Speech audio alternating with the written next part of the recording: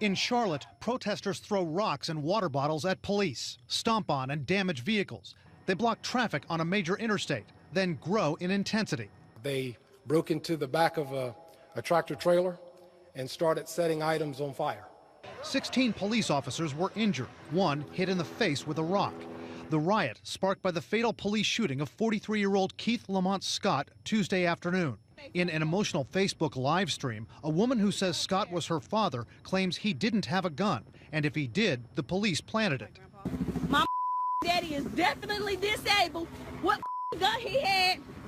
He in a damn car reading a book. But the police say a gun was recovered and no book.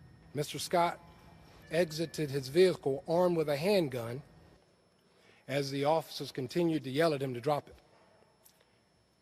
He stepped out, posing a threat to the officers, and Officer Brentley Vinson subsequently fired his weapon, striking the subject.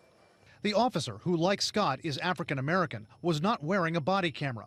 Other officers were, but no video or a photo of the gun has been released.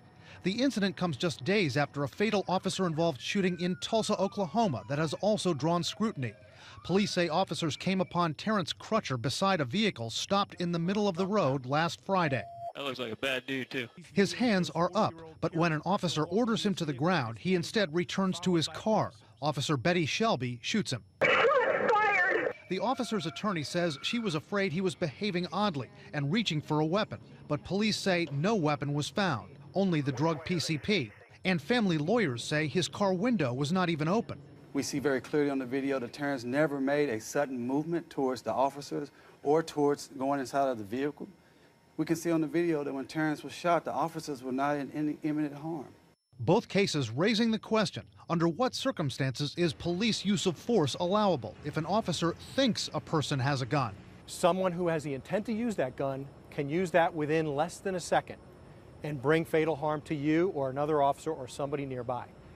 And so an officer is going to respond to that potential threat with a threat of their own. And even if it's not pointed at the officer? Absolutely. An officer does not have to wait to have that gun pointed at them.